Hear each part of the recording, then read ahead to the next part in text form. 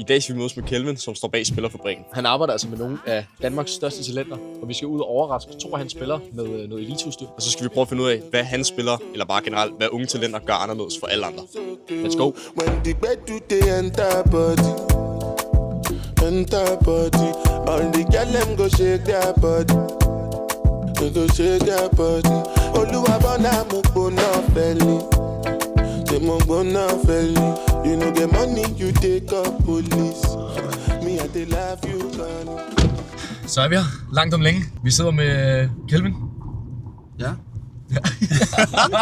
Hvis du lige kort skulle beskrive dig selv hurtigt, hvad er Spillerfabrikken, lige til folk derude, hvis ikke de har hørt om det før? Jamen, Spillerfabrikken, det er et miljø, hvor vi prøver at udvikle de allerbedste fodboldtalenter i Danmark. Og der kører vi noget specifik træning, hvor det handler om at udvikle sig både teknisk, taktisk og mest af alt det mentale aspekt af spillet. Så det er egentlig det, vi laver. Den der ekstra individuelle træning, som der ikke er så meget fokus på i de respektive klubber, det er basically det vi laver.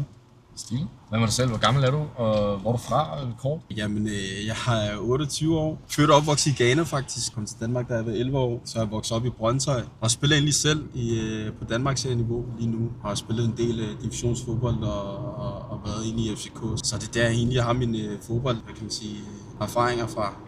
Ja. Er der en bestemt type spiller, du sådan arbejder med? Er det forskellige niveauer, eller er det sådan en bestemt spiller, du arbejder med? Da jeg startede sidste år, så var planen egentlig at arbejde med...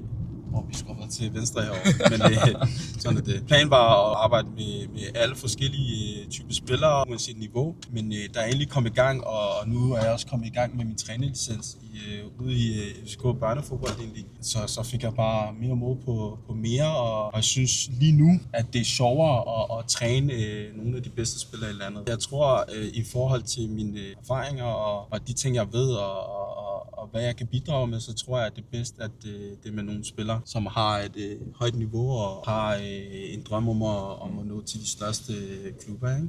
Det giver i hvert fald mig noget. Ja. Hvem er det, vi skal ind til nu? Jamen, vi skal over til Julius. Talentfuld spiller fra B93 U17. Han har faktisk lige vundet U17-division her i går. Så jeg tænker, at vi skal overraske ham med en god gave og sige tillykke til ham. En klassespiller er store forventninger til ham. Så let's go.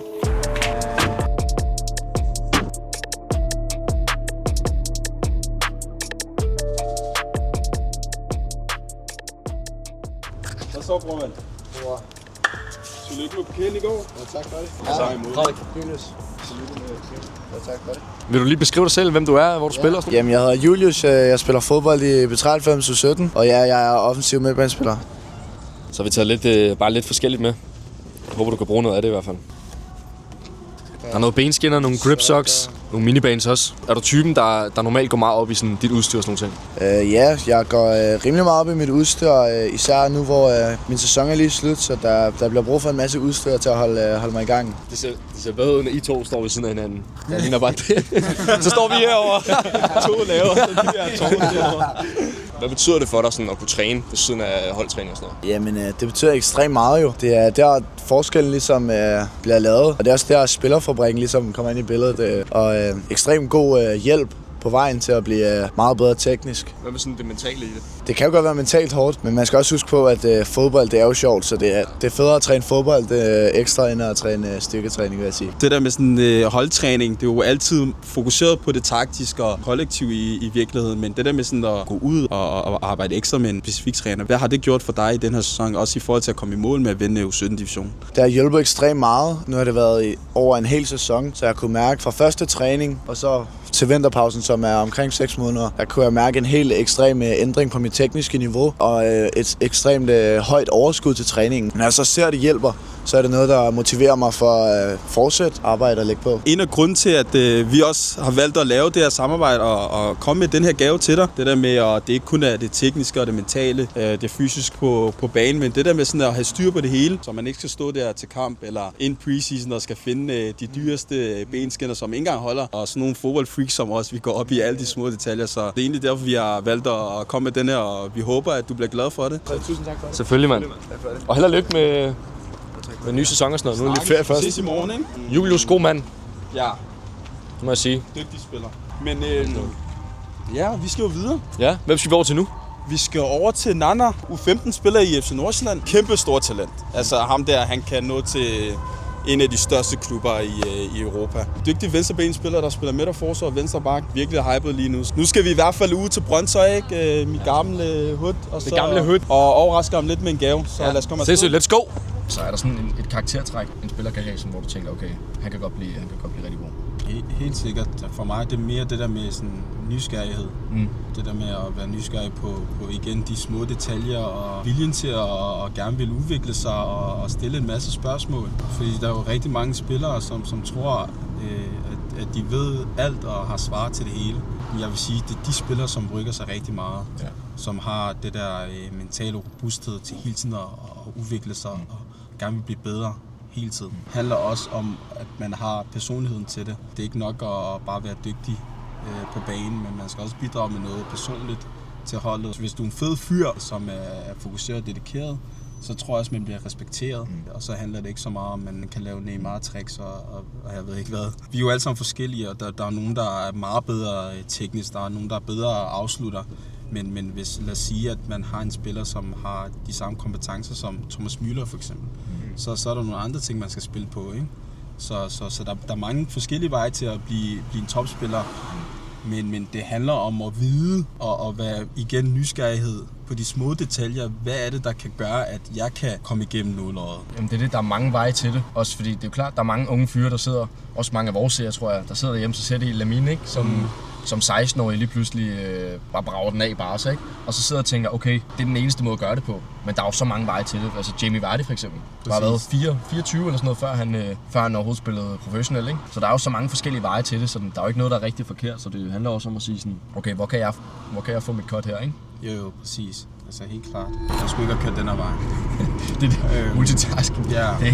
Og ham her, hvor kommer han fra? Hvad hedder det? Jeg forstår ikke de der spillere, der bare spiser det der, og så går de bare ind og spiller en hjernedød kamp. Jeg skal spise det, jeg spiser generelt til kamp, før jeg kan levere. Hvad plejer du at spise i en kamp? Mig? Altså det er det sygeste, ikke? Ja. Men de sidste par år, ikke? Jeg tror bare sådan noget ris, kylling og grøntsager.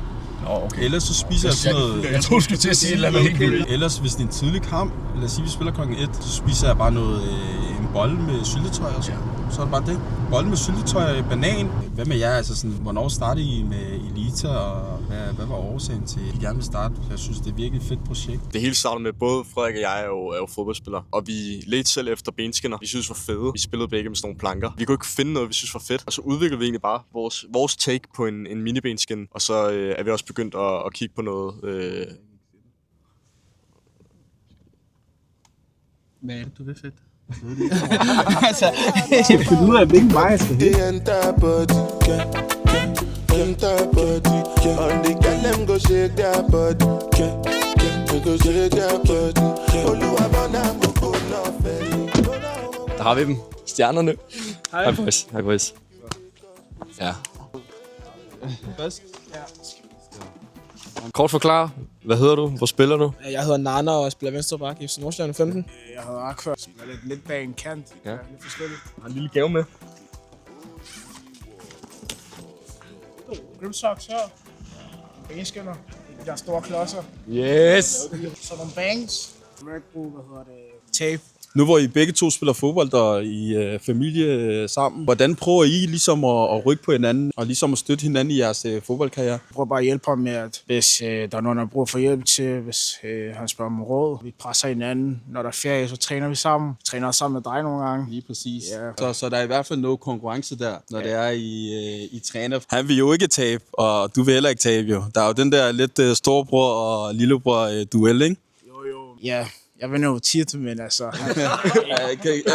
nej, det gør han ikke. Det passer ikke. Men hvad med dig? Altså sådan, hvad føler du, at du får noget ud af i forhold til... Han er jo lidt ældre end dig og spiller seniorfodbold i dag. Så hvad kan du lære af hans rejse og erfaring i virkeligheden? Altså han har selv været igennem det, som jeg er igennem lige nu, så jeg hjælper mig tit med, hvordan jeg skal spille og de basale ting. Altså hvis jeg har haft en dårlig kamp, så spørger jeg mig ind til, hvad kan jeg måske gøre bedre der og sådan noget, så giver jeg mig en råd. Jeg ved, at I går meget op i jeres udstyr, og alt skal være på plads. Så er det egentlig derfor, at vi har valgt at give give jer den her gave. Men hvad tænker I forhold til det her med Elita, og hvad gør det ved jeres spil, at der er ro på i forhold til jeres udstyr? De der kæmpe benskinner, det er mere behageligt, man har de der små benskinner. Det gør en kæmpe forskel, ikke? Jo. Jeg bruger for det meste små skinner, fordi de store der, de synes jeg måske er lidt irriterende. Og der er også top med dem, hvor man ikke vil lægge, tape på, så kan de bare sidde. Så skal man ikke stå i en fodboldkamp, og den der, og tapen, og det strammer lidt i læggen, og man kan ikke sprinte. Og... Ja, alt er vi bare glade for at få tingene. Det er jo lækre ting, så kan ikke klage. Hvem tror du vinder VM? Altså, jeg tror Portugal tager den. Han skal have den nu. Kom nu, Christi. Jeg føler lidt, at hvis Portugal kan finde ud af at spille med Cristiano, så tror jeg, at de er godt på vej. Hvad med dig? Altså, jeg håber Ronaldo og Portugal. Jeg tror, det bliver sådan noget Frankrig Spanien, der går. Spanien? Jeg er mere på Frankrig, hvis det er så. Men jeg føler ikke for Frankrigs landshold. Jeg føler lidt, der er for mange egoer. Fedt. Så blev vi færdige. Var rundt hos to af dine spillere med noget udstyr. Godt at se, at de blev glade for det. Jeg blev særligt overrasket over mange af de ting, de sagde. Jeg blev meget overrasket over mange af de ting, som mange af mine spillere sagde i forhold til det der med udstyr, hvor vigtigt det er for dem. En ting er, hvad det er, jeg synes. Det vigtigste er, hvad det er, de synes fungerer bedst for dem, og hvad det er, det egentlig hjælper i forhold til deres forberedelse til kampe. Så der har været en kæmpe fornøjelse at være med i dag. Så i den forbindelse har vi faktisk også en lille gave med. Ja. Til dig. Det er altså vores helt nye selvtræningsbundle med træningskejler, stige, hække, som du kan bruge. Det er jeg glad for. Det er helt sikkert noget, som bliver til gavn for spillerne, og de bliver særlig glade for det. Det der med at have noget professionalisme ind omkring vores træning, synes jeg virker rigtig godt. Og selvfølgelig et par grip socks til dig også, som du kan bruge, når du træner dine spillere. Fedt, mand. For mig så handler det om at skabe de bedste rammer for mine spillere, og der passer Elita helt perfekt ind. Så ved jeg ikke, om der er så meget mere at sige end... Tak til dig. 100%. Skud ud. Fornøjelse. Og tak til de spillere, der gad at være med. Selvfølgelig. Og tak fordi, at I gad at komme herude. Selvfølgelig. Og det var mega nice. Fremragende dag. Ja. Så lægger vi din Instagram, Spillerforeningens Instagram, nede i beskrivelsen. Gå ind og tjek det ud. Du kan selvfølgelig også finde alle de her produkter inde på Elite.dk, vi også ligger nedenunder. Ellers så tak fordi I så med, og ses.